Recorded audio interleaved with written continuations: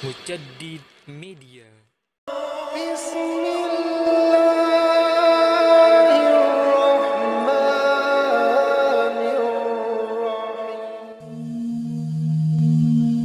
Assalamualaikum sahabat Mujaddid Media rahimakumullah. Dalam kesempatan kali ini Mujaddid Media akan mengulas mengenai sejarah dinasti Sabak Takin. Di antara wilayah kekuasaan Daulah Samaniyah adalah kota Ghaznah. Kota Ghaznah merupakan kota besar dan luas di ujung Khorasan. Ghaznah juga kota perbatasan antara Khorasan dan India. Ada sebagian kalangan yang menyebutkan kota ini dengan nama Ghaznain. Panglima pasukan kota Ghaznain adalah Ishaq bin Alep Takin, dan di antara budak miliknya adalah Sabak Takin yang menjadi sosok penting dan istimewa baginya. Sabak Takin pergi ke Bukhara bersama Ishaq pada masa pemerintahan Amir Mansur bin Nuh. Para petinggi Khorasan mengenal Sabak Takin sebagai sosok yang cerdas, memiliki pandangan dan penilaian yang tajam serta memiliki sikap yang tegas. Pada saat Ishaq bin Alep Takin dan Sabak Takin kembali ke Ghaznah, tidak lama setelah itu Ishaq bin Alep Takin meninggal dunia. Lalu pasukan Ghaznah sepakat untuk mengangkat Sabak Takin sebagai penggantinya. Karena mereka kenal betul pribadinya Sabak Takin yang baik, cerdas, agamis, dan menjaga kewibawaan. Akhirnya Sabak Takin resmi menjadi panglima mereka. Sabak Takin memimpin mereka dengan baik, memperlakukan mereka dengan santun, dan menjadikan dirinya sama seperti mereka dalam hal penampilan dan kekayaan. Ia tidak mau menciptakan jurang perbedaan antara dirinya dengan mereka dengan memposisikan diri lebih tinggi dari mereka. Ia hidup sederhana dan biasa-biasa saja, sama seperti para prajurit yang ia pimpin. Ia selalu mengadakan jamuan makanan bersama para prajurit 2 kali dalam seminggu dengan menggunakan gaji pribadinya. Para prajurit bawahannya sangat patuh dan loyal kepadanya. Ia dan pasukannya berhasil menginvasi kawasan-kawasan India yang ada di sekitar Ghaznah, hingga para penguasa negeri-negeri itu merasa takut kepadanya. Kemudian Sabak Takin berhasil menguasai kota Bos dan kota Kusdar. Penguasa India Raja Jayapala menyadari betul ancaman yang mengintai dirinya dan wilayah kekuasaannya. Sedikit demi sedikit wilayah kekuasaannya mulai lepas ke tangan Sabak Takin. Melihat kenyataan tersebut, Raja Jayapala lantas memobilisasi kekuatan dan bergerak menuju perbatasan antara wilayahnya dan wilayah Sabak Takin. Melihat hal itu, Sabak Takin langsung bergerak untuk menghadang pasukan Raja Jayapala. Maka terjadilah pertempuran antara kedua belah pihak. Dalam pertempuran tersebut, Sabak Takin berhasil mengalahkan Raja Jayapala di wilayah perbatasan negerinya. Kemudian Raja Jayapala mengirim surat ajakan berdamai dan gencatan senjata kepada Sabak Takin. Ajakan itu disambut oleh Sabak Takin dengan sejumlah syarat. Di antaranya adalah Raja Jayapala harus membayar sejumlah harta, menyerahkan beberapa wilayah dan 50 ekor gajah. Akhirnya perjanjian damai itu disepakati dan dijalankan. Namun dalam perjalanannya, Raja Jayapala mengkhianati perjanjian damai itu ketika dia merasa dirinya sudah dalam kondisi aman dan jauh dari ancaman. Ketika Sabak Takin mengetahui hal itu, ia langsung bergerak hingga ke Lagman, merupakan salah satu kastil terkuat mereka. Kemudian ia taklukkan dan menghancurkan kuil-kuil berhala yang ada dan menggantinya dengan simbol-simbol Islam. Mengetahui hal itu, Raja Jayapala langsung memobilisasi kembali kekuatan untuk memerangi Sabak Takin. Dalam peperangan itu, Raja Jayapala kembali gagal dan mengalami kekalahan. Dengan kemenangan itu, Sabak Takin menjadi semakin kuat serta dipatuhi dan disegani oleh bangsa Afgan dan Khalji. Pada tahun 993 Masehi, ketika negeri Khorasan dilanda berbagai konflik dan pergolakan, Amir Nuh bin Mansur berinisiatif untuk menyerahkan urusan negeri Khorasan kepada Sabak Takin untuk membungkam para panglimanya yang terang-terangan membangkang terhadapnya. Lalu Nuh bin Mansur menulis surat kepada Sabak Takin di Ghaznah. Dalam surat itu, Nuh bin Mansur menggambarkan situasi dan kondisi yang sedang ia hadapi di Khorasan, serta meminta Sabak Takin datang ke Khorasan untuk menyelamatkan dirinya dan melakukan serah terima negeri Khorasan kepadanya. Sabaktakin merespon permintaan Nuh bin Mansur, lalu ia memobilisasi kekuatan yang ia miliki. Ketika dua panglima Nuh bin Mansur, yaitu Faik dan Abu Ali bin Sigur mengetahui hal tersebut, maka mereka berdua mengirim surat kepada Fakhr ad-Daulah bin Buwaih untuk meminta pertolongan dan bantuan militer. Fakhr ad-Daulah bin Buwaih pun merespon permintaan mereka, lalu ia mengirimkan pasukan dalam jumlah besar. Pertempuran antara kedua belah pihak pun berkecamuk di pinggiran kota Herat. Pertempuran berakhir dengan kemenangan di pihak Sabaktakin. Kemudian Sabaktakin bergerak menuju ke Naisabur yang menjadi tempat pelarian Abu Ali bin Simgur dan Faik.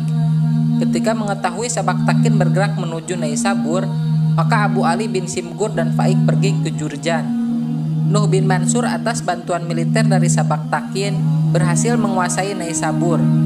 Lalu Nuh bin Mansur menunjuk Muhammad bin Sabaktakin sebagai gubernur Naisabur dan pemimpin pasukan Khurasan. Nuh bin Mansur memberikan gelar Saif ad-Daulah dan memberi Sabaktakin gelar Nasir ad-Daulah. Saif ad-Daulah Mahmud bin Sabaktakin menetap di Naisabur. Sementara Nuh bin Mansur kembali ke Bukhara, sedangkan Sabaktakin kembali ke Herat. Ketika mengetahui bahwa Sabaktakin dan Nuh bin Mansur sudah pergi, maka Abu Ali berambisi untuk merebut kembali Naisabur. Maka Abu Ali ditemani oleh Faik pun bergerak, lalu dihadangi oleh Mahmud bin Sabaktakin, dan terjadilah peperangan di antara kedua belah pihak. Karena kalah jumlah personil, maka Mahmud bin Sabaktakin tidak mampu menghadapi kekuasaan pasukan Ali dan Faik. Hal itu memaksa dirinya untuk mundur dan pergi menemui ayahnya Sabaktakin. Ketika mengetahui berita tersebut, maka Sabaktakin langsung menyiapkan pasukan dan mengirimnya untuk membantu putranya. Lalu pasukan Sabaktakin bertemu dengan pasukan Abu Ali di pinggir kota Tus. Dalam peperangan ini, Abu Ali mengalami kekalahan telak dan setelah itu tidak terdengar lagi beritanya. Akhirnya Khurasan pun berada dalam genggaman Sabaktakin tanpa ada ancaman gangguan lagi. Pada tahun 997 Masehi, Sabaktakin wafat dalam perjalanan dari Balkh menuju Ghaznah. Jasadnya dibawa ke Ghaznah dan dimakamkan di sana. Sabaktakin meninggal dunia setelah 20 tahun berkuasa. Sabaktakin adalah sosok yang adil, soleh, aktif berjihad, dan konsisten yang tinggi. Sabaktakin menunjuk putranya yang bernama Ismail sebagai penggantinya. Ismail bin Sabaktakin adalah adik Mahmud bin Sabaktakin. Hal itu membuat para tentara meremehkan Ismail bin Sabaktakin. Lancang terhadapnya, berani berulah, dan melancarkan berbagai bentuk tuntutan kepadanya. Lalu Mahmud bin Sabaktakin mengirim surat kepada Ismail bin Sabaktakin. Dalam surat itu, Mahmud bin Sabaktakin mengatakan kepada Ismail bahwa ayahnya menunjuk dirinya sebagai pewaris tahta lantaran waktu itu Mahmud sedang berada jauh di Naisabur. Mahmud juga mengingatkan Ismail tentang keharusan mendahulukan anak yang lebih tua, meminta Ismail untuk menyetujui dan menyerahkan tahta kepadanya. Akan tetapi Ismail menolak dan tidak mau melakukannya. Sikap Ismail bin Sabaktakin ini membuat kakaknya Mahmud bin Sabaktakin bergerak menuju Ghaznah dan berhasil mengambil alih kekuasaan yang ada dari tangan adiknya. Akan tetapi Mahmud bin Sabaktakin tetap memperlakukan adiknya Ismail dengan baik dan santun. Setelah semuanya kembali kondusif dan kekuasaan resmi beralih ke tangannya, maka Mahmud bin Sabaktakin lantas kembali ke Balkh. Mahmud bin Sabaktakin adalah raja ketiga dari dinasti Sabaktakin. Khalifah Al-Qadir memberinya gelar Yamin ad-Daulah. Ia sempat beberapa kali menghadapi konfrontasi dari para petinggi Daulah Samaniyah dan berakhir dengan kemenangan, yang pada akhirnya semakin memperkuat kekuasaannya di Khurasan dan berhasil menghapus nama Daulah Samaniyah. Mahmud bin Sabaktakin menyebut nama Khalifah Al-Qadir Billah dalam khutbah. Ia juga mengangkat saudaranya sebagai panglima angkatan bersenjata di Naisabur. Sementara ia lebih memilih pergi ke Balkh dan menjadikannya sebagai pusat kerajaannya. Para petinggi wilayah-wilayah yang ada sepakat untuk patuh kepadanya. Era kepemimpinan Mahmud bin Sabaktakin merupakan masa keemasan dan kejayaan. Ia berhasil melakukan ekspansi dan memperluas wilayah kekuasaannya. Pada awal mulanya wilayah kekuasaannya hanya terbatas pada negeri Ghaznah. Kemudian ia berhasil menguasai negeri Gur. sebuah negeri dengan kondisi geografis yang dipenuhi dengan pegunungan dan lembah. Negeri Gur terletak antara Herat dan Ghaznah. Negeri Gur memiliki kastil terbesar bernama Fairuzkah. Kemudian Mahmud bin Sabaktakin juga berhasil menganeksasi beberapa wilayah yang cukup luas dari negeri India, hingga mencakup Kashmir, yang pemimpinnya akhirnya masuk Islam di tangan Mahmud bin Sabaktakin. Di samping itu, banyak pula raja-raja India yang akhirnya juga masuk Islam. Dalam misi ekspansinya, Mahmud bin Sabaktakin sampai menyeberangi sungai Gangga. Di sisi lain, negeri Khurasan, Rai, dan Al-Jibal juga bergabung menjadi bagian dari wilayah kekuasaan Mahmud bin Sabaktakin. Para penguasa Tabaristan dan Jurjan juga tunduk kepadanya. Mahmud bin Sabaktakin berkuasa hingga ajal menjemputnya pada tahun 1021 Masehi. Mahmud bin Sabaktakin menunjuk putranya yang bernama Muhammad sebagai pengganti dan pewaris tahta kerajaan.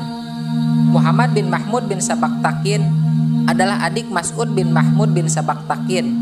Muhammad bin Mahmud memakai gelar Jalal ad-Daulah karena mereka lebih tua. Karena merasa lebih tua, maka Mas'ud bin Muhammad tidak terima apabila tahta kerajaan jatuh ke tangan adiknya, sehingga dia akhirnya memutuskan untuk merebut dari tangan adiknya itu. Ketika Khalifah Al-Qadir Billah dari dinasti Abbasiyah wafat, kekuasaan dinasti Sabaktakin sudah beralih tangan kepada Mas'ud. Daulah ini secara turun-temurun berada di tangan dinasti Sabaktakin hingga tahun 1182 Masehi atau 582 Hijriah. Berikut ini merupakan para sultan Daulah Sabaktakin.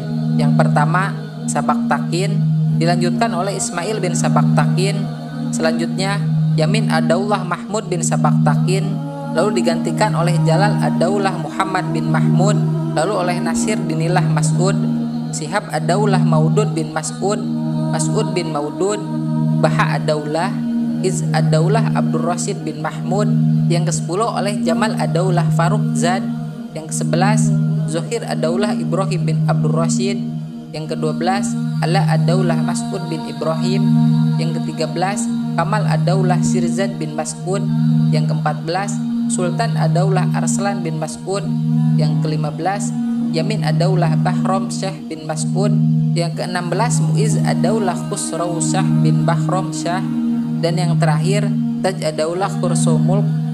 Jumlah keseluruhan para sultan Daulah Sabaktakin berjumlah 17 pemimpin, dimulai dari tahun 366 Hijriah sampai 582 Hijriah.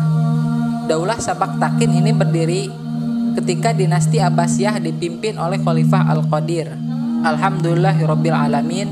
Sampai di sini penjelasan mengenai Daulah Sabaktakin. Mudah-mudahan bermanfaat. Jangan lupa like, komen, share, dan subscribe. Wassalamualaikum warahmatullahi wabarakatuh.